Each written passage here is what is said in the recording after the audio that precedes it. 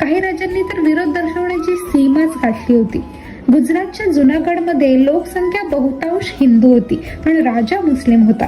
त्यांनी आपले राज्य पाकिस्तानमध्ये समाविष्ट करण्याचा निर्णय घेतला. तसंच जोधपूर ही राजस्थान म्हणजे तेव्हाचं राजपुतानाचं सगळ्यात मोठं राज्य होतं, ज्याचे राजा होते हणवंत सिंग राठोर.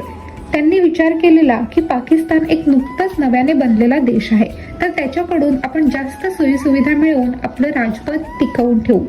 त्यांनी जिन्नांशी या बाबतीमध्ये संवाद साधलेला की जर कराची बंदर त्यांना मिळालं आणि तिथून चालणाऱ्या व्यापाराचा कुठलाच कर ते पाकिस्तानला देणार नाहीत ही त्यांची मागणी मान्य केली तरच जोधपूर पाकिस्तानमध्ये समाविष्ट होईल, आणि जिन्नांनी ही मागणी मान्य देखील केली होती.